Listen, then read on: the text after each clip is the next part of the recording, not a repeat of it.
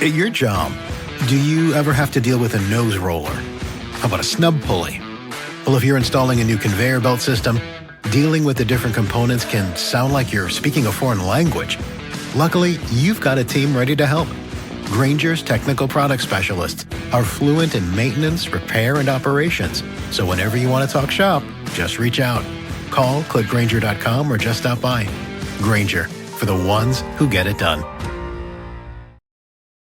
Your dining room is the heart of your home, where meals are shared and memories are made. At Ashley, you'll find affordable dining furniture in a range of classic and modern styles. Ashley's small space sets and extendable tables are designed to fit beautifully into any space, from cozy breakfast nooks and kitchens to formal dining areas fit for a feast. And with mix-and-match seating options, everyone at your table gets the perfect seat. At Ashley, style is served. Shop in-store or online today.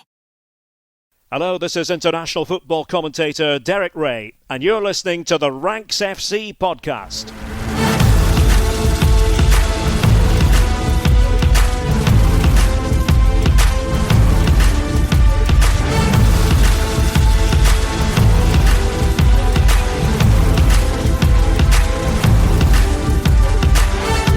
Hello Rank Squad and welcome to Ranks FC. It's your favourite transatlantic football podcast. My name's Jack Collins and I'll be your host today, live from London. And joining me across the water all the way from San Diego, it's Mr. Dean Jones. How you doing, mate? Yeah, better than Erik Ten Hag, mate. That's probably the way to put it. Although maybe actually Erik Ten Hag's happier than he's been in a long time. You could argue that, I think. The weight off his shoulders, I think, is probably something. There were some nice emotional moments, actually, in all of this. I don't know if you saw the video of him giving a hug to whoever his friend was at the Manchester airport. Or I don't think it was a friend. I think it was just anyone he could possibly get some comfort I don't know. from. I think he felt like he's probably built a relationship, and that's someone, he'll go back to Old Trafford at some point, right? He'll be taken back there. He's a manager who, in the cold light of day, in a couple of years' time, will be looked back at as someone who won them 2 trophies in 2 years. And although everything wasn't perfect, and we're not going to sit here and pretend that this sacking hadn't been coming, I don't think, there is also an element that in hindsight, this tenure might look a little bit better, especially given the domination that City have had domestically over the last few years. I think when people look back at this in 5 years, they'll be like, oh, won 2 trophies. And that doesn't mean he shouldn't have gone. It doesn't mean any of the above, right? But I do think it's interesting that when he does come back to Old Trafford, he'll probably see a lot of the people that he worked with there. He probably isn't going to see the airport stuff anymore. And so I suppose that was quite a nice little poignant moment in all of it. But, you set us up there. This episode is going to be all about Manchester United, talking about the sacking of Erik Ten Hag, the potential appointment of Ruben Amorim, which does look like it's going to be happening over the next few days. A new man in the hot seat at Old Trafford. And we're going to discuss it in a number of ways. Part 1 here, Dean, you're going to walk us through how things happened, why United decided that this was the time to pull the trigger, how it's moved with Amorim very, very quickly and very efficiently, I would add. And then in part 2, we'll talk a little bit more about Amorim, what he brings to the table. I feel it's a little bit of deja vu because back in the summer, we did an episode that focused quite a lot on Ruben Amorim and what he was potentially going to bring to Liverpool when he looked like front runner for that Liverpool job. So we'll do things a little bit differently. We've done a lot on his character before, talk a little bit about that, but also how his tactics and his ideology, how they might map onto this Manchester United squad for the time being. So let's get stuck into it. Obviously, Dean, on Monday, we heard the news that Erik Ten Hag had been relieved of his duties as Manchester United manager. They lost at the weekend to West Ham United on a pretty controversial penalty decision in the last minute. United were all right at the weekend. They created a host of chances. They only had themselves to blame in the fact that they weren't clinical. But equally, it did feel like a performance. It didn't feel like a performance you're like, right, immediately sack him after that. So why did they choose now, between the international breaks? And what's happened at United after that they've moved so quickly for Amorim? Yeah, I was looking back actually last night because I remembered writing about Amorim to United, and it was on October the 11th that I had a story published on Give Me Sport that Amorim had emerged as a contender to replace Erik Ten Hag whenever that moment might come. Now, obviously, he had been mentioned before, but at that moment, he wasn't really been spoken about too much. So I did the story, and at the time, since then, information fed back to me was that really there didn't seem much chance or likelihood that Amorim would leave Sporting mid-season, early season, whatever you want to call it, so that if United did want Amorim, they might have to wait, maybe get an interim manager while they wait for Amorim. But now that I kind of look back on it, I'm assuming that they actively went after him around that date when I wrote the story. Now, the reason I wrote that story was it was 3 days maybe after there was this big meeting between Man United officials. And in that meeting, they discussed many things, but among them, Ten Hag's position and his future and candidates that they might consider if they did change. Now, I just get the impression that they probably did go after Amorim more actively, as I say, than I probably realised in the time that has passed since then. But also, I think that the compensation element of it would have changed how they felt. United have been keen to give Erik Ten Hag every opportunity he could get to survive. They wanted him to do well. Like, they definitely did want him to do well. And partly that was because he's on a big contract and that to part ways with him costs a lot of money. But also they knew that to get anybody else, that was going to cost a lot of money and there was no guarantee of success. And that's been a big problem for them. So I think that when you consider the sums now that it's going to cost to actually change manager, as an estimate, Erik Ten Hag, to get him out of the contract that he was on, is somewhere between 10 and 15 million pounds. I don't know exactly where it will fall, but that's the payoff. Then you have to get Amorim out of his contract at Sporting, which many thought was going to be 20 million euros, and that seemed to be the general consensus.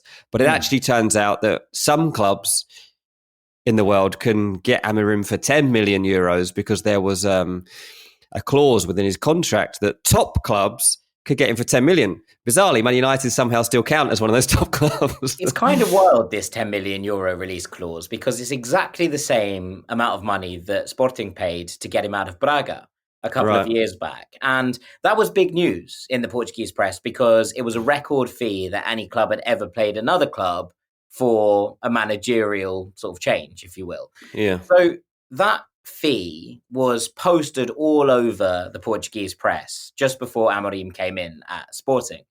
And I find it interesting because a lot of that press was negative. Amorim had been in charge of Braga's first team for approximately 10 games. Now, he'd had a good go in those 10 games. He'd won the Taça da Liga, which is the Portuguese League Cup, and he'd had 5 meetings with the big three in that period, and he'd won all 5 of them. He'd won 9 of his games overall and drawn the other one. So it was a pretty good record. But bear in mind, this is a man who was only in charge of Braga's B team for 3 months, and then their first team for 10 games. He'd previously had a stint at Casapia in the third tier. They ended up getting promoted, but he was fined every game because he didn't have the required coaching badges. So there was a lot of drama around this. The idea that United have to pay no more than what Sporting paid to Braga all those years ago, considering the way that his stock has risen then from a young manager who had loads of potential, but pretty much no track record, to perhaps one of the most coveted young managers in European football, paying the same fee is wild. Yeah, definitely. So on top of the compensation figures, obviously you have to give then Amorim a contract at Man United. I think he was on around 3 million euros at Sporting a year. Not bad money by any stretch of the imagination, but it'll be around double that at least to go to Man United now. So when you add that up over the course of however many years he ends up being announced for, there's another big wad of cash that Man United are having to pay out to change manager at this stage.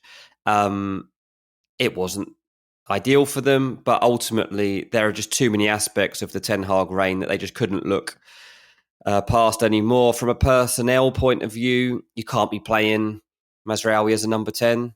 You can't be doing that and it doesn't work. If you're going to do that, it has to go so well. And if it doesn't go well... He did all right, but they ended up, not winning that game. And I suppose that's the difference. And look, results affect biases, right? That's how it works in this business.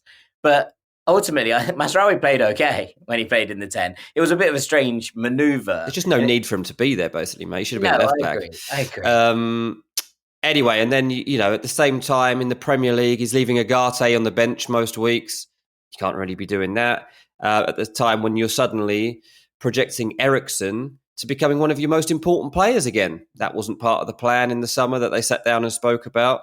Equally, Marcus Rashford, one of the main aims coming to the season, get Rashford firing again. He was actually about to do it. Rashford started playing really well. What's Ten Hag do? Take him off or rest him? Again, these moments have really gone against him. And when you're not winning games, you become a dead man walking.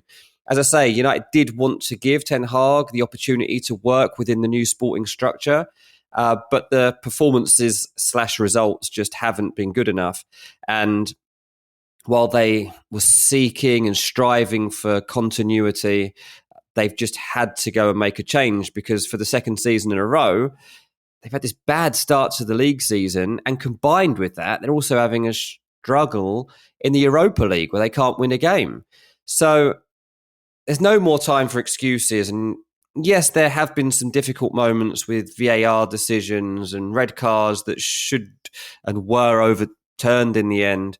But ultimately, Ten Hag probably should have just lost his job at the end of last season. The FA Cup final, in hindsight, was a really bad thing to go and win because it's kind of ruined what they were able to go and do this season. But look, the way it all came about in the end is that Ten Hag turned up at United's training ground on Monday morning, as usual, was preparing his team for the week and for the game against Leicester City. Obviously, they've had quite a congested fixture list. They'd played Fenerbahce and then they travelled directly back to London to go and play West Ham, and then were having to get their heads around that defeat and then get set for Leicester. So Ten Hag doesn't really often have much time to breathe, to be honest with you, because it's like bang, bang, bang. Setback, joy, setback, joy, setback, joy. And he's like an emotional roller coaster.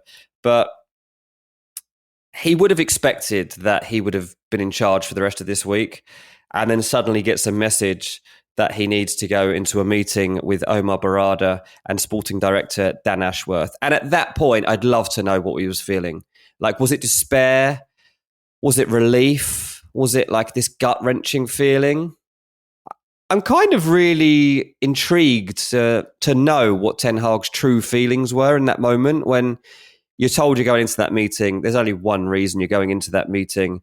Ashworth and Barada were the two men that would let Ten Hag know that he would not be continuing in his job any further. Obviously, those two had come in on the back of the upheaval that United have had behind the scenes, and those two were not part of the decision-making that went into Ten Hag actually staying in charge for this season. So that is quite an important moment. I think if they had been part of that process, Ten Hag probably wouldn't have continued. But what is different now from the summer is that United back then were considering the likes of Pochettino, Roberto De Zerbi, Kieran McKenna, Thomas Tuchel, and Thomas Frank. And you get to this moment now, and those names weren't really the ones being considered. In fact, I'd say that Thomas Frank was the only one that really survived that process. Kieran McKenna, I'm told, was still in the mix, but it was expensive and things not going brilliantly at Ipswich, so it had looked a little bit strange. But Ruben Amorim, who obviously turned down, or they turned down him, whichever version you want to take, was in for the Liverpool job in the summer, then has that meeting with West Ham. It did seem like he was a guy that you wouldn't be able to get out of Sporting at this moment. But isn't it interesting that Man United at their lowest ebb can still go and get one of the best rising coaches in the game? Isn't it interesting that he would still be interested in a job like this? Because they're not very good. Nobody's been able to turn this misfortune around. And they've had some of the best managers in the game. Some people with like incredible careers and trophies behind them. Some that haven't, but have been considered to have a good future ahead of them. And they haven't been able to change the fortunes. And here we are now looking at a future whereby Ruben Amorim is on the verge of being announced as the Man United manager. So I do find it interesting. I think that as I say, there are a lot of fixes he needs to make in this team. The Agate situation, the Rashford situation, the Anthony situation, the Eriksson Casemiro situation. There are loads of them, aren't there? Let's be honest. And it will be very, very interesting to discover if this boss that has only managed in Portuguese football is capable of going into English football and overhauling one of the biggest football clubs in the world. I think it's interesting, this, and I was talking about this on the radio on Tuesday. We were discussing why managers take the jobs, that they look a little bit like a cursed chalice, right, at this point. And I don't think that United is unsalvageable. I think there is a lot to do, and I don't think any manager is a silver bullet. So we'll be clear on that at this point. But I do have this kind of thing, and we were discussing it in the context of why Amorim would want the United job, aside from the fact that United are Manchester United, right? One of, as you say, the biggest clubs in the world. When he has such a stable, set thing going on at Sporting, he could be the man to take them to their first league back-to-back titles in 70 years. They look well-placed to have a go at Europe for the first time in a long, long time from a Sporting perspective. Why would you go and take this job? And on the flip side of that, the other question posed was, why did Erik Ten Hag stay after being humiliated, in inverted commas, in the summer when they went out and talked to other candidates, even when he was still in the job? And I think the answer, from my perspective, is that all managers, or at least all managers who back themselves, and that's most, have a little bit of a Jesus complex, right? They must have this sense, they're like, I can be the man to turn that around. And I will give this to Amorim, in that, as bad as Manchester United is right now, and it is a little bit of a dumpster fire in terms of what's going on, the changes to the backroom haven't necessarily manifested themselves in the pitch yet, and there looks like a certain element of the squad, I don't think that isn't trying, I think that's not fair, but that definitely needs to be reinvigorated to try and find some best form. Nothing is ever going to be as bad as how it was when he went into Sporting.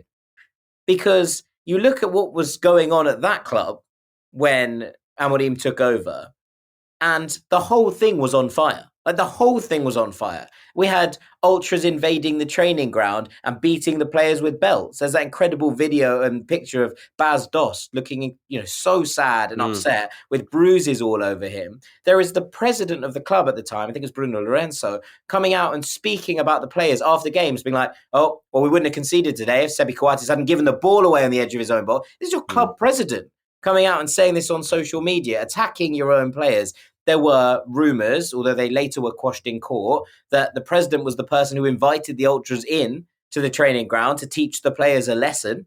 Like, he was then removed by the the fans and by the members pretty shortly after this entire episode. Sporting hadn't won the title for 17 years when Amorim came in there. The club was completely and utterly on its knees.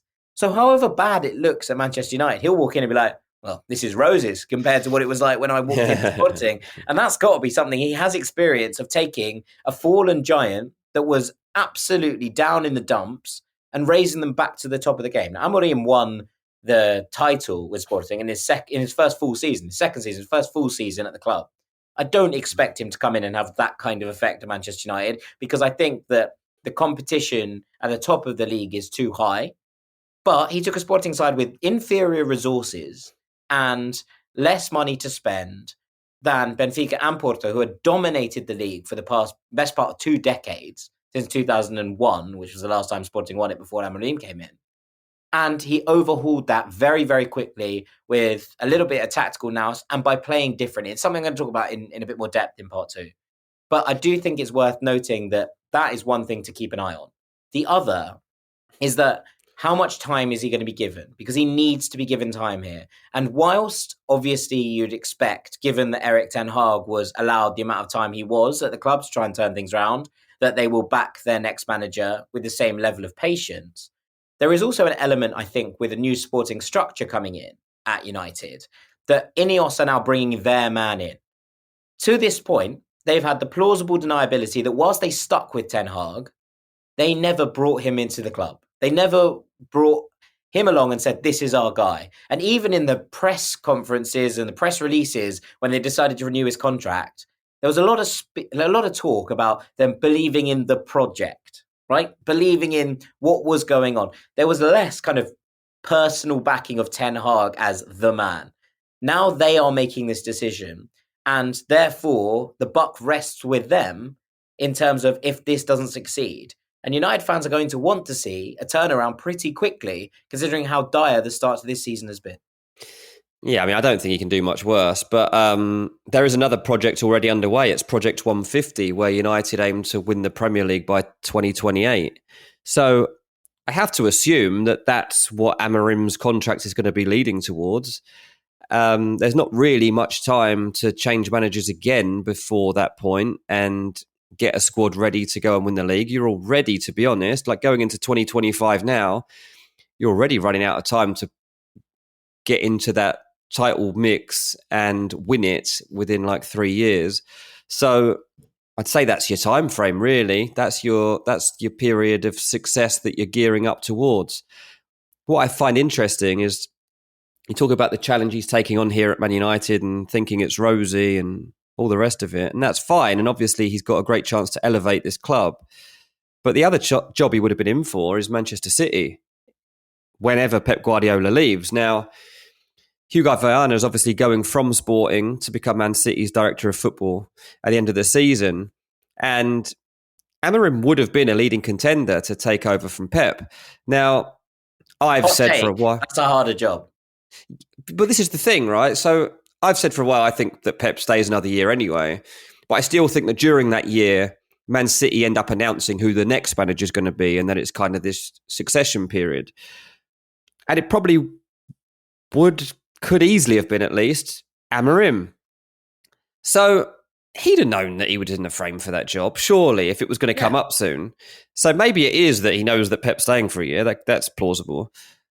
But equally, he's now going to be going head-to-head with Hugo Viana at Manchester City. He's going head-to-head with this, well, what is now a giant in Manchester City. And he's going in there as it stands, the smaller club in Manchester in terms of recent success.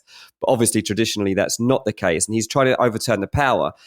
But is Man United an easier or a harder job than taking Man City? Because yes, the only way is up, surely, but it doesn't necessarily mean it ends in success. Whereas Man City, even if it wasn't quite as good as Pep, could still have been very successful. Yeah, I mean, this is it. The problem is that following a legend we know is hard, right? We've discussed this in deep depth before, that you know that coming in off the back of someone who's had the amount of success as a Ferguson at Manchester United or a Wenger at Arsenal or a Guardiola at Manchester City, whatever you do, it's going to be very, very difficult to live up to this. Like, how do you trump what Pep Guardiola has achieved?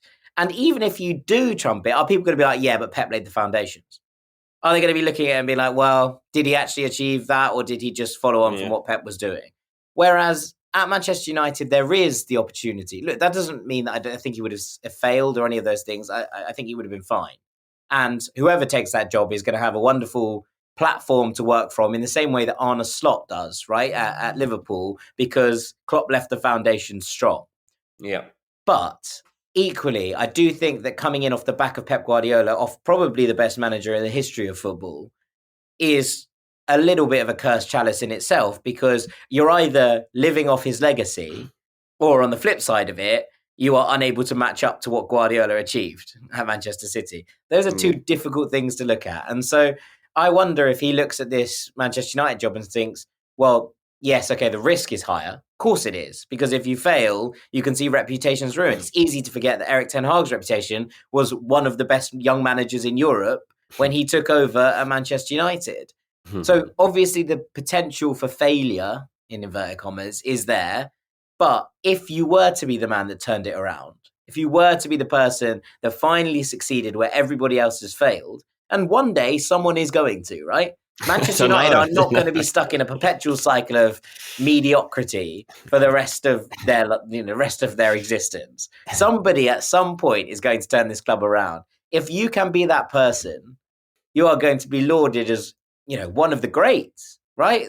Maybe one of the best managers in Europe, because so many people failed to achieve turning Manchester United around. If you can be that person, well, the plaudits are going to absolutely flow. Yeah, no, it's true. So let's see whether it's plausible that it does become Amorim that does it. Obviously, take it back to Erik Ten Hag for a second. He's now back in Amsterdam. He's an unemployed football manager. How long does that remain the case? Let's wait and see. I mean, I already heard a whisper yesterday that with Nuri Sahin's spot at Borussia Dortmund relatively uncertain, maybe Ten Hag could be in the frame quickly for a job like that. Who knows? I mean, there's worse shouts, to be honest, than Ten Hag going into a club like Borussia Dortmund and actually probably having a lot of success if that was to happen. And, there's no ill feeling from most people, I think, towards Ten Hag, but it want to restore his reputation and his credibility, because you do become a little bit of a laughing stock when you're in that situation. You become a bit of a meme and all these types of things. So let's see where he decided to relaunch his career, because there are definitely clubs of that level of Borussia Dortmund that I think would be still willing to go for him. Roma going to come up very soon as well, by the looks of things. So maybe he's just going to follow Jose Mourinho's path around for a while, seeing as he did so at Manchester United. Right, we'll leave part one there. In part two, we're going to be talking about how Amorim potentially fits with Manchester United. Don't go anywhere. At your job, do you ever have to deal with a nose roller? How about a snub pulley? Well, if you're installing a new conveyor belt system, dealing with the different components can sound like you're speaking a foreign language. Luckily, you've got a team ready to help. Grainger's technical product specialists are fluent in maintenance, repair, and operations. So whenever you want to talk shop, just reach out. Call, click Grainger.com, or just stop by. Grainger, for the ones who get it done. Your dining room is the heart of your home, where meals are shared and memories are made. At Ashley, you'll find affordable dining furniture in a range of classic and modern styles. Ashley small space sets and extendable tables are designed to fit beautifully into any space, from cozy breakfast nooks and kitchens to formal dining areas fit for a feast. And with mix-and-match seating options, everyone at your table gets the perfect seat. At Ashley, style is served. Shop in-store or online today. Welcome back to Ranks FC, and now we're going to flip the tables, and Jack's going to give us some insight on the other side of this story, which is, who is Ruben Amorim? I mean, we've heard a lot about him over the last couple of years, but most of us don't know that much about who he is and what he actually does. So Jack Collins, the guru of Portuguese football, is here to let us know exactly what it's like. Jack, I'll tell you what, one of the fundamental things that has to be sorted out here is in terms of inflicting a personality on this team and actually treating these players differently and perhaps better. I think that one of the big issues with Erik Ten Hag was his man management at times. I know that a lot of the information I've had out of United is that, Ten Hag can be a little bit cold. He's not really somebody that has huge empathy at times for people.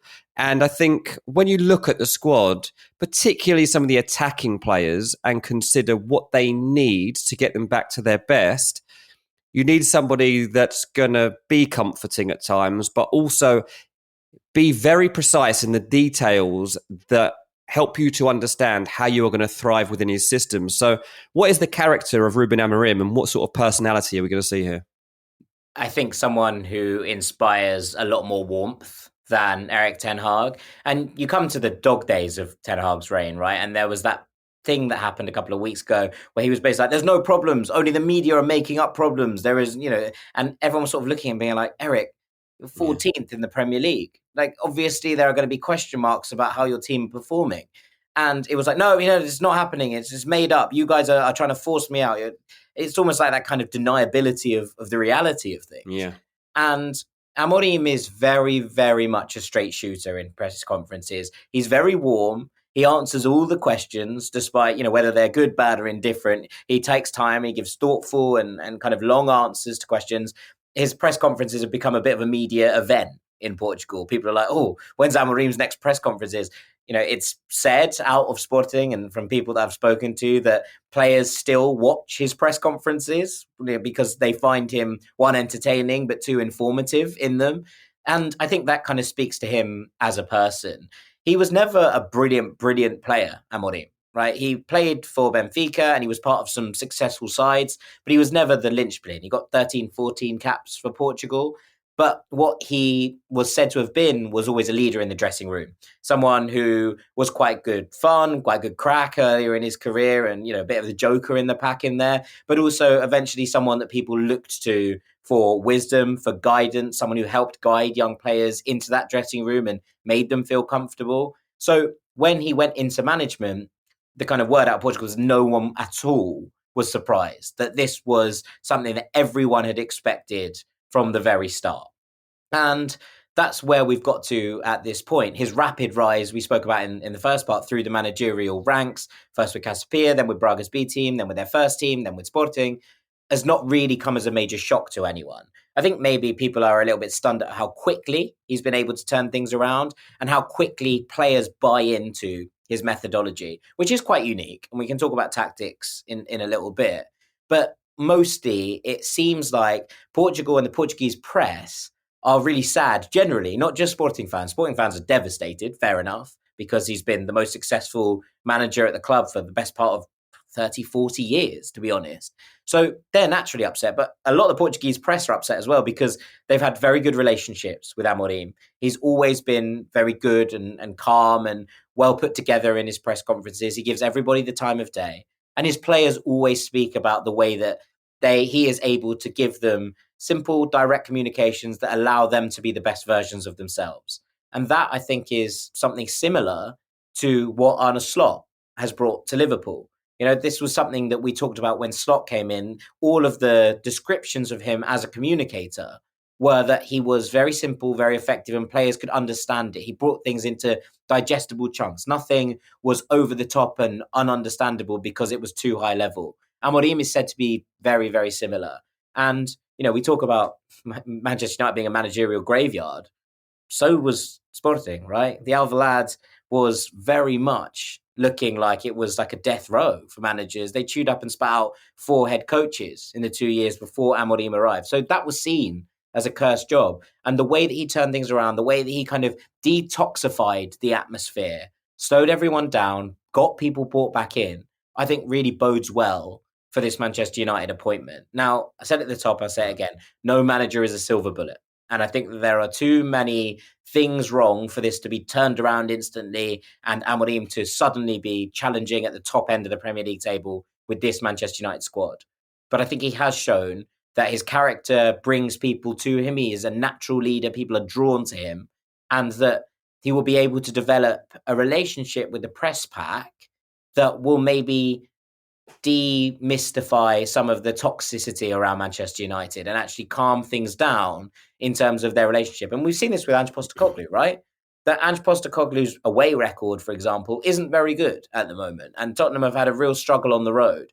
But Ange doesn't seem to be getting those barbs from across the board because he's developed a good relationship with the press pack. And that's how managers really should operate, right? That's a sensible thing for them to do because it buys them goodwill and it buys them time. I feel like Amorim will be very similar. The only question, I suppose, and it's something I raised when he was linked with Liverpool, was whether that would translate from his native Portuguese into English. Now, he speaks English fluently, and he has an excellent grasp of it. We've seen that in press conference. He did his coaching badges in Belfast. I'm really still hoping that the first press conference he does, he comes out with a really thick Northern Irish accent, but maybe that's just wishful thinking. But generally, I think that you have to see whether that translates across in the press bit. I think it'd be fine with the players because a lot of this Sporting side don't speak Portuguese, right? Martin Hjulmand, when he came in, didn't speak Portuguese. Victor Gyökeres didn't speak Portuguese. So their instructions were given in English. And clearly, those two players have both absolutely thrived under Amorim. So I'm not worried about it translating to the players. I'm a little bit more worried about it translating quite as well to press conferences and stuff. But I think he's going to be absolutely fine. Yeah, I mean, one of the difficulties that might be that, Ten Hag was likable when he first came in. It's only when the going gets tough that you start to become defiant and you start clashing with people because you don't like what they're saying about you, you don't like what they're writing about you, and you feel attacked. And, your ego is going to come out to play at that point. And that's totally fair enough. So what do we think about Amorim in terms of ego, in terms of has he ever faced a moment which his whole methodology is severely tested, because that will happen at Man United. We don't know exactly, as we're recording this, when he will actually begin with this team. But what we do know is that it's impossible to go through this Premier League season with Man United without suffering a really difficult spell. I mean, even if you were to just say, okay, well, we'll assume that he's through the door within a few weeks. And so he settles in, and then you get to December, and suddenly in the space of a few weeks, you've got Arsenal away, you've got Man City away. They're huge matches. And then by January, you're already going to Liverpool away, and things aren't looking great. There's no real understanding of the philosophy, because you can't just implement it the day one. It doesn't work like that. It's hard to do mid-season. How do you think he'll deal with that? I mean, obviously, we don't know how he's going to deal with questions to his methodology, because actually his methodology has been pretty successful everywhere he's gone. But there were major question marks, as I kind of mentioned, when he came into Sporting from Braga with this big fee on his shoulders, an untested, unproven manager. And that first press conference that he went into, people are going there like, what have they done? Why have they brought you in? What makes you special, etc.? And he managed to he was basically like, trust me, I'll show you in a couple of months. And they were like, okay, fine. But he kind of radiates that confidence.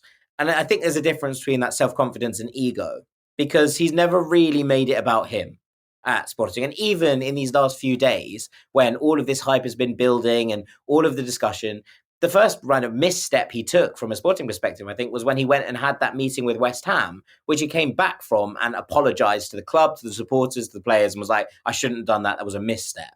And that was really his first kind of, okay. And everyone was like, all right, fine. You won the league last year. Get back in here and let's get to work.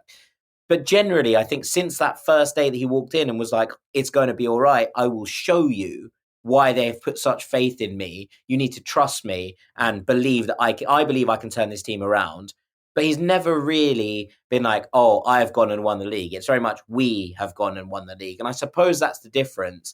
You know, when you see these last couple of press conferences from Ten Hag and over the summer, what were the questions? Like, why should you stay in the job? I've won the FA Cup. I've won the League Cup.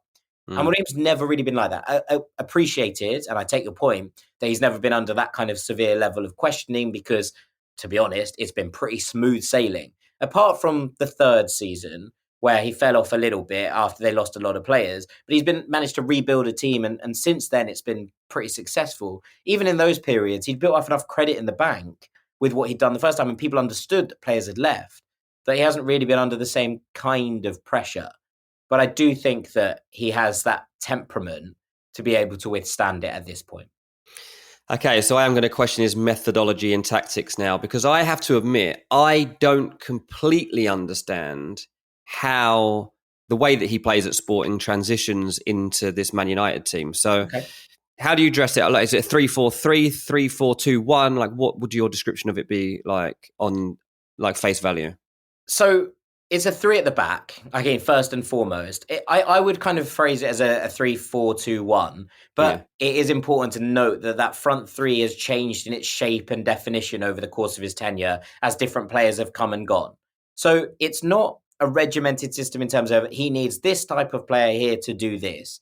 His system relies on a couple of things. The three at the back is pretty set in stone, because it allows one of those players to have responsibility for the passing lanes.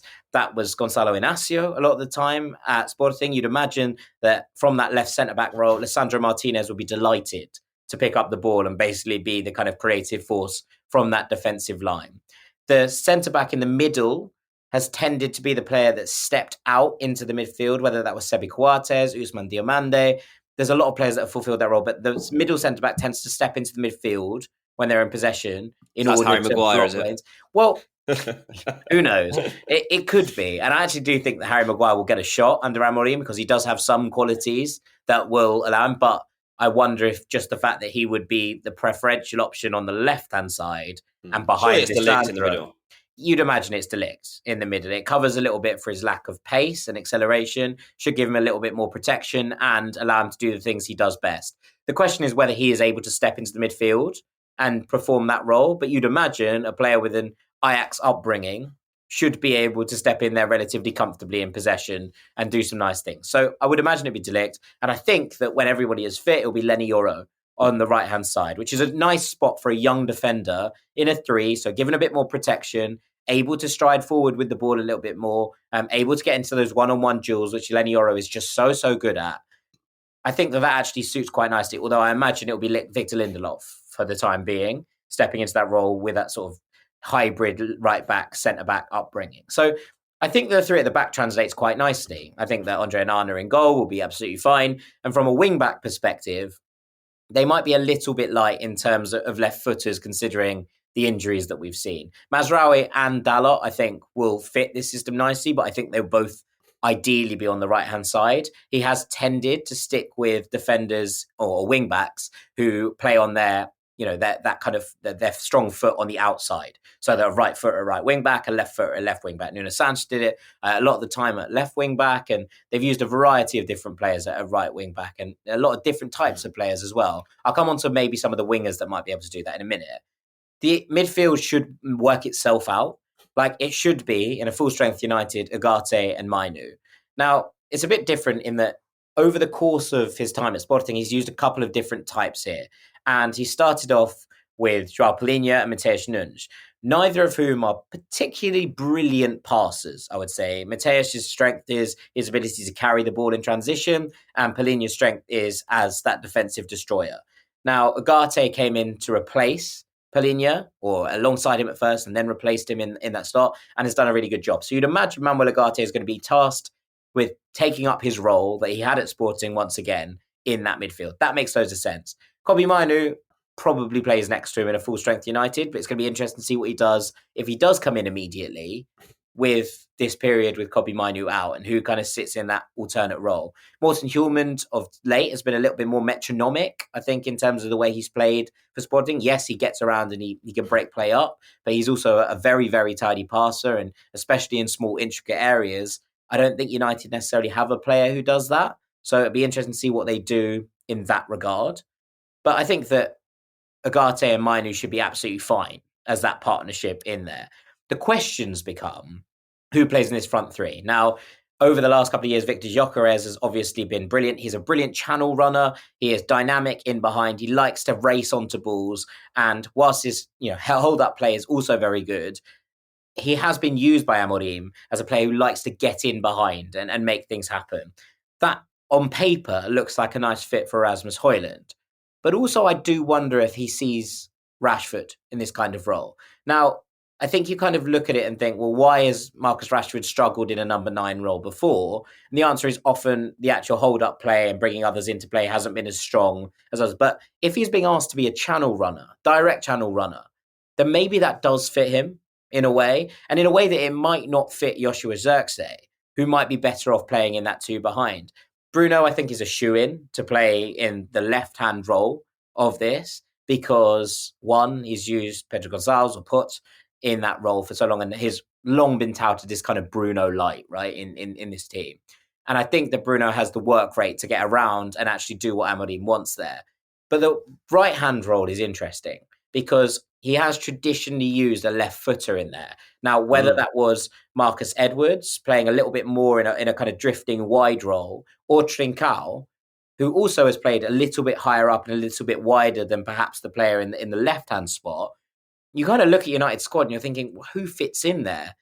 Maybe the answer is Ahmad, because he's the only real natural left footer that goes in there. And I don't think Anthony is going to play in that role. But Ahmad might. So I'm interested to see what he does behind the striker. I think that it probably ends up being Fernandes and one other. I don't know who that is going to be, but I wouldn't be surprised to see Ahmad get a go there at that spot. It leaves a couple of big names out of this squad. Garnacho doesn't have a natural fit here at all. Rashford is sort of a bit half and half between where he fits, and Zirkzee, who I think probably becomes a Bruno Fernandes rotator rather than a Højlund rotator in an Amorim system. But the question mark becomes, who is going to play at wing-back? Because one of the things that Amorim's system has done really well is, yes, he's played with some traditional left-backs and right-backs in those spots. Matheus Reis has done a good job there. But he's also used a lot of wingers. Giovanni Quenda has been a revelation this season, playing off the right in that wing-back spot, having been converted from a winger/forward. Nuno Santos was a left winger who's been converted into a left wing-back. I wonder if Antony gets a new lease of life as a wing-back. And I don't say this as in an absolute guarantee, but one of the things I do like about Antony, even if he is incredibly frustrating, is he has a wonderful work rate. He really does. He works incredibly hard. And actually, you don't need to be unbelievably brilliant in the final thirds to play this role. Nuno Santos has improved, but he wasn't always an absolutely brilliant goal scorer or goal creator. He just worked incredibly hard for long periods. He ran around a lot, he worked incredibly hard, and he filled in gaps where gaps were left. I wonder if Antony gets a go at trying to convert himself into one of these positions and seeing what it looks like. So left wing back. That's not to say it works, right? I'm not saying that this is the answer or that it becomes the... I wouldn't do it week one if I was him. But I wonder if he is given a go there, because he does have a lot of the traits that Amorim does like in those kind of players. So just a thought for the time being. The thing is, Dean, and what I do like about this appointment from Manchester United, outside of the things I've kind of already talked about, it makes them different. Nobody else of the big clubs plays like this. Nobody else plays with this system, plays with this three at the back, and allows themselves that kind of high wing backs, two midfielders in there who control the game, and that ability to not only circulate at times, but one of the brilliant things about Sporting is if you try to pin them in and not let them circulate, they just go long. They're very, very good at switching play. They're very good at mixing it up. And if you leave a really deep line and try and low block them, no space to get in behind, the midfielders start to push up and build these really intricate passing lanes that allow them to break through defenses. So his ability to play on different styles and with different ways with this Sporting side should put them in good stead. And I think it maps quite nicely. I really do. But I think more than anything, them trying to do something different when using Pep Lights, for example, hasn't worked for Manchester United over the last couple of years. These situations have allowed other teams to catch up and overtake them. And I think with Chelsea on the rise, as we're talking about, with Liverpool, Arsenal and Manchester City all quite clearly in front of them at the moment, United have to try something different. And that seems what they're trying to do. And I do rate that. That's all, mate. You've taught me a lot there. I appreciate your insight into those little intricacies because, I do struggle to see how quickly this team can adapt to playing three at the back, playing wing backs, playing without wide forwards, because that's just all we've seen from this team week after week after week. And it hasn't been successful, but it kind of feels like it's just the way Man United play. So hasn't worked. So maybe this way is going to be the right way. So I appreciate all that, mate. They need to get better, I think, to make this succeed at getting the ball from back to front. That feels like something that Manchester United are just not very good at. But I do think the formation maps quite nicely onto some, not all, but some of the players. And I think that them changing up and trying something different is a better idea than just banging on the same door over and over again and expecting different results. Very good, mate. Very good. He's going to make Man United great again.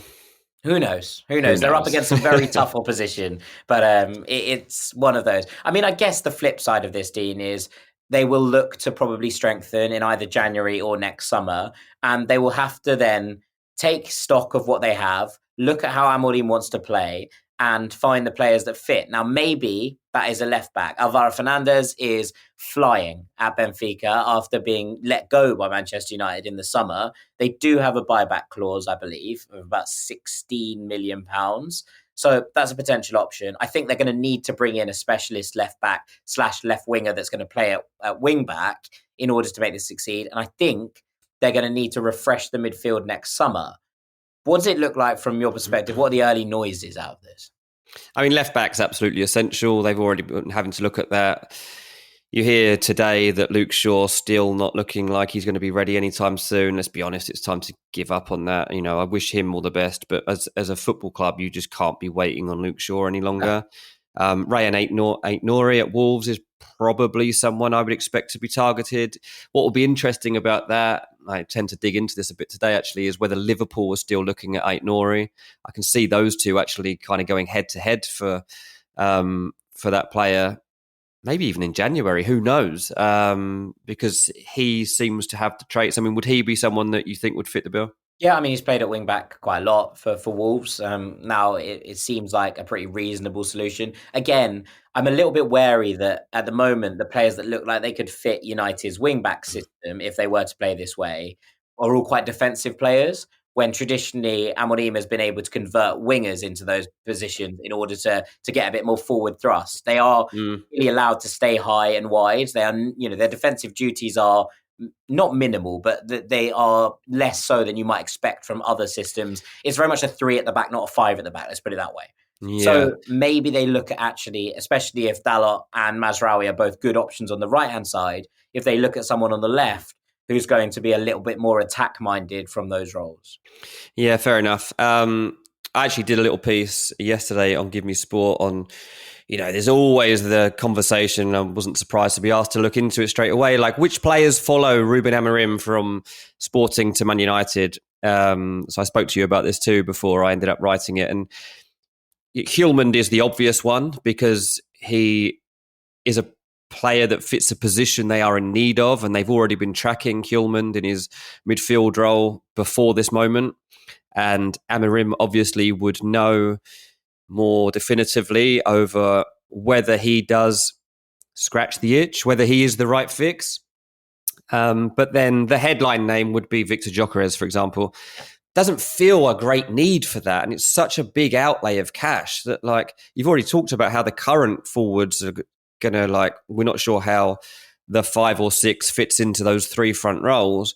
There would have to be surely departures to happen before you would even consider getting Gyökeres in it. It depends, I suppose, where he sees Xerxes as playing, and if he sees him more as a kind of attacking midfielder in this setup than a number 9 because of his inability to kind of get in behind. He has played with different strikers. I should kind of mention this. Paulinho was not a get in behind kind of striker, right? And he worked quite well in that system as well. So he has been able to use different players. But if he is looking to replicate something similar to this Sporting side that he has right now, which is probably, I think, his most dominant Sporting side that we've seen so far, actually, this is the one that you kind of are thinking, well, can Højlund stay fit?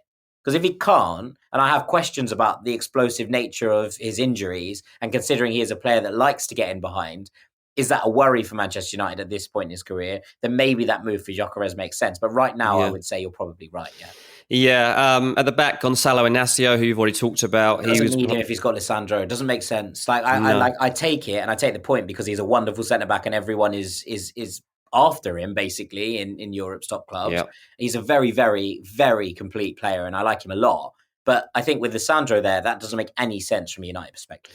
Yeah, and then as an outside option, Giovanni Quenda as somebody that would be, I guess, an emerging talent, but at least has an understanding of what Amorim's building towards. 17 years old, red raw, but has exploded onto the scene this season. He looks really, really good, really exciting. I mean, to be honest, I would be surprised if United went back in for lots of Sporting players. I think there is an understanding between Amorim and the club and what he's achieved there means that he isn't going to go back in and just raid his old club for loads of players. I would expect that Hjulmand would continue to be linked because he was linked before this. Quenda is an exciting talent and he is being tracked by a lot of Europe's top clubs. But I wouldn't expect him to go in and be like, cool, go and spend 100 million at Sporting in the summer, because I think it would be a bit of a disrespect to the club that helped to kind of build him to what he is today. Yeah, that's fair, yeah.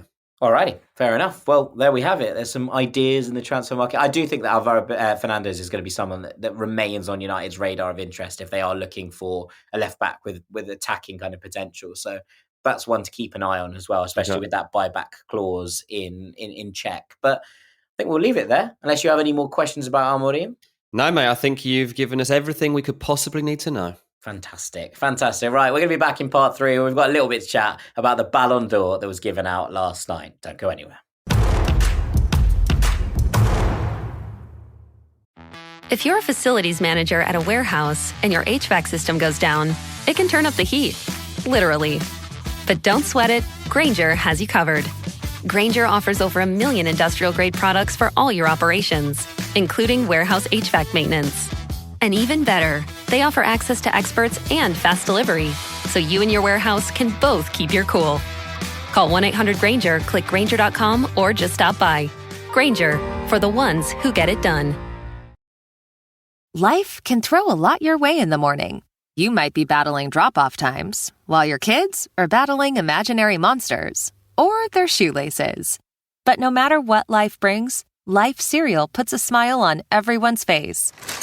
With 24 grams of whole grains and unexpected sweetness in every serving, it's sure to please even the pickiest eaters. Help start your mornings with Life cereal. I really love my life.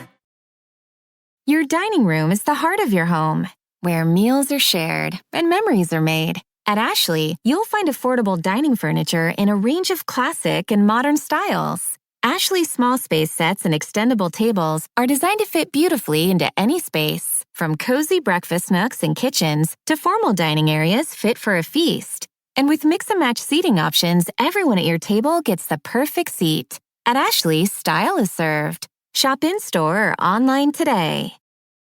Welcome back to part 3 of Ranks FC. We are done with Ruben Amorim for the time being, but there was a lot of drama at the Ballon d'Or ceremony on Monday night, Dean. A wild ride of a day, I think it's fair to say. Now, first and foremost, congratulations to Rodri, a wonderful footballer who is more than deserving of a Ballon d'Or. But the headlines were stolen, Dean, by Real Madrid, who decided that the fact that Vinicius Jr. had not won the Ballon d'Or meant that they were going to boycott the ceremony, which I've used this phrase before, but I think it's probably worth repeating.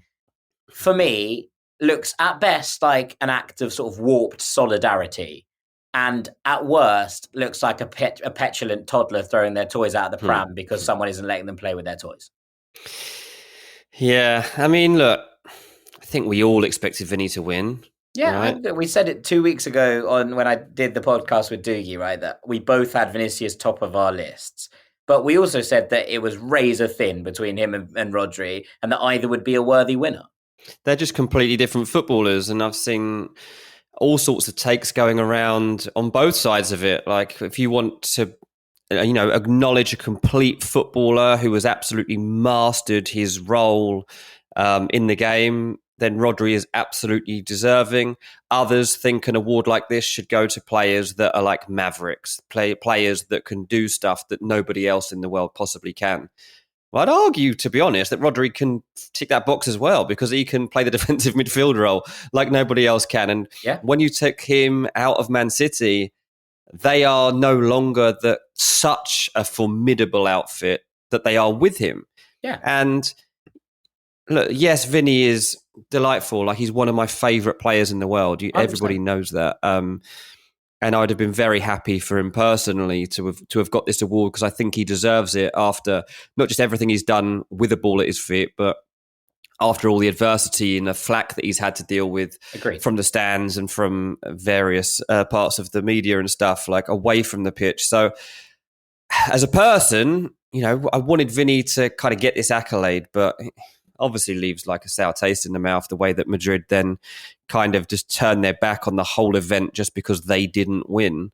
Also, I really enjoyed the idea that they were like, we felt disrespected by this. Disrespected by players coming second, third and fourth in the ranking by winning men's club of the year and Carlo Ancelotti winning coach of the year.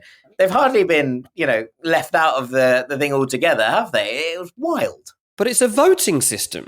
So it's democracy. I don't understand. I mean, there's not one person that just sat there and was like, yeah, they've got the most votes, but should we just give it to Rodri instead? Like, that didn't happen. And I was really pleased for Rodri. Like, you can see what it means to him, like, emotively, and you can see, like, he didn't expect to be able to win an award like this as he was coming up as a footballer, as he was mastering his trade. Like, this was out of reach. And now that we've come out of an era of Ronaldo and Messi, it's now that the game is analysed differently, because, even your average fan is looking at data, which never used to happen 10 years ago. We're looking at football through new eyes. And as a result of that, defensive-minded players are suddenly being... Well, they're in vogue, right? They're in vogue. Yeah, I mean, you're spending £100 million on them. You're giving them the Ballon d'Or. They're suddenly like actually the most coveted player in the world, because there's so few players that can fulfill that role brilliantly. You're even seeing it at Man City since Rodri picked up the injury. They can't fill the gap properly. And even if they look to the transfer market, they're like, there's like 4 players in the world that we could sign that could actually do this job as effectively as the guy that's out for the next 6 months or whatever it ends up being. So is it even worth doing? Whereas, players like Vinicius, he's amazing. He's fantastic. You can replace him because there are 10,000 lads out there at the moment mastering those skills and technique. I'm not saying they can be as good as Vinicius Jr., but there are always wide attacking players that will step up into the role. We've seen every year when there's a Ballon d'Or list that there will be players like that within the list. And there's so few that have the Rodri in them that can make it plausible. Like I said the other day, if you were building a football club from scratch tomorrow and you had your pick of any player in the world as your first pick, who would it be right now? Because for me, the answer to that question is Rodri. Mine would be like Mbappe or Haaland, but that's why my team would beat yours, but you would have more fans. We'd have a great marketing team, and we'd sell more shirts than anyone. But I totally understand your point. It wouldn't be Vinicius. I have to say that. Like, I think Vinicius is amazing, and I keep saying like I'm knocking him down, and I'm really not, because I love Vinny. When the going gets tough, usually Vinny will step up and decide massive moments, massive games, and traditionally that is what should decide a Ballon d'Or award, or what has decided Ballon d'Ors. And when it comes to Champions League quarterfinals, semi-finals, finals, when it comes to typically Clásicos or like games at the end of a La Liga season, Vinny will step up and he'll get you those points that you need, even if you don't necessarily deserve them. But his time will come. Like, Rodri would never have had a shot of winning this ever again, I doubt. Vinny will probably win it next year, I'd imagine, or the year after. So I hope it sparks something inside him to go again, to keep going. But I don't really love... He said, I'm going to do it 10, I'm going to do it 10 times until they respect me. And look, I get that 100%. I understand it. But equally, I don't think anyone can sit here in good faith and say Vinicius Jr. had an excellent Copa America. I don't think they can. And that ultimately Brazil will have felt disappointed by a quarterfinal exit at a tournament that they have struggled in, and with the national team struggling. Yeah. Whilst Vinicius' club season was better than Rodri's, I think, by pretty much all the metrics, not by loads, but he probably tops him. Rodri then goes and wins player of the tournament. Now, whether you agree with that or not is a separate issue. And I think that, to be honest, Fabian Ruiz should have been player of the tournament. But Rodri was an absolute linchpin of a Spain side that goes and dominates Europe in the Euros, and were the best team by a country mile. So when you get to that, you're like, well, okay, well, he's clearly brought himself up to a level. So at that point, there's very little between them. I hate what Real Madrid have done here, because if Vinicius wins it next year, as you say, which is very possible considering what we've seen him do before, if Vinicius goes and wins it next year, well, people aren't going to have the same level of appreciation and excitement about it, because they'll be like, well, shall we turn up? Because Real Madrid didn't turn up last year when someone else won it. And for us, a Spanish team who have been, up there, making and helping build the best of Spanish talent for a long time, for Spain to win the Euros and a Spanish player to go and win the Euros and then the Ballon d'Or, for Real Madrid, the biggest club in Spain, or at least one of the 2 biggest clubs in Spain, to then boycott the ceremony because he's won it. What does that say to Rodri? Well, it says a lot. And I think that for Man City, they're possibly big winners here, because at a time when they're trying to tie Rodri down to a new deal and to possibly get the best of the rest of his career out of him, he's been linked with Real Madrid, and it feels like they're one of the only clubs that could turn his head. I mean, I have read some stuff saying his family support Atletico Madrid and he would never do that. I don't know if that's right or wrong. He did obviously play for Atleti, right? So. Yeah. But take that out of the equation for a second. I could understand like Real Madrid wanting a player like Rodri long term. So if that was on the cards, if Real Madrid were going to go for Rodri next year, well, if I was Man City right now, I'd be like, hang on. Have you seen the disrespect they just showed you? Like, I'm sure it's not lost on you that they've boycotted a ceremony because they didn't feel that you deserved this award. Do you really want to go and play for a club like that? The flip is, I wonder if this is all part of a play, basically, from Madrid, from Perez, that they want and us against the world mentality to turn around their own season. They want their players to feel that nobody else likes them. I mean, they're right. They don't. But on the back of getting battered in the Clásico, on the fact that they're 6 points behind in La Liga at the moment, on the back of the fact that they're not playing great in the Champions League either, but they're managing emotive turnarounds, they need something to spark a light in this team, in this set of players. And I'm not convinced that this isn't a play to get those players stepping it up a level once we get into the games that are upcoming. And we'll see actually how that's reflected almost immediately. Well, they're going to have to do something differently, because what we've seen this week is them not turn up on Monday and then also not turn up in Saturday for the Clásico. So there we have it. A weird day for Real Madrid. I didn't like it. And I think that they should probably be showing a little bit more class in terms of what they, especially given that they were not left out of this ceremony. They won a lot of things. They had 3 players in the top 4. Like, they were not passed over by any means in this ceremony. It's a strange one. Yeah, I've had some strange messages about it actually, and I've had a few comments like, "You can't argue that Dani Carvajal didn't deserve this award more than him." I'm like, what? Like, you're the only person in the world right now arguing that Dani Carvajal should have actually won this award. Nobody's saying Dani. That's not why Real Madrid have boycotted it. They haven't boycotted it because Dani Carvajal hasn't won. I've had a few takes like that, and I'm like, hang on, where are you going with this? Like, I'm so lost. But yeah, as I say, I think they like the siege mentality, mate, and I think that that's probably part of the longer play here. Is that Real Madrid needs something special to happen for them in their season, and that they want their team to feel that nobody likes them. Well, maybe. Florentino, the last time he decided that things weren't going his way, decided he was going to set up a Super League. So I imagine they're going to set up a Super Ballon d'Or next to award things to their own players. We shall see. And on that bombshell, we should probably let this episode go. Thank you very much to Mr. Dean Jones. Cheers, mate. I've been Jack Collins. This has been Ranks FC. We hope you've enjoyed this episode, and we'll see you very shortly, Rank Squad. Take it easy. Peace. Your dining room is the heart of your home, where meals are shared and memories are made. At Ashley, you'll find affordable dining furniture in a range of classic and modern styles. Ashley's small space sets and extendable tables are designed to fit beautifully into any space, from cozy breakfast nooks and kitchens to formal dining areas fit for a feast. And with mix-and-match seating options, everyone at your table gets the perfect seat. At Ashley, style is served. Shop in-store or online today.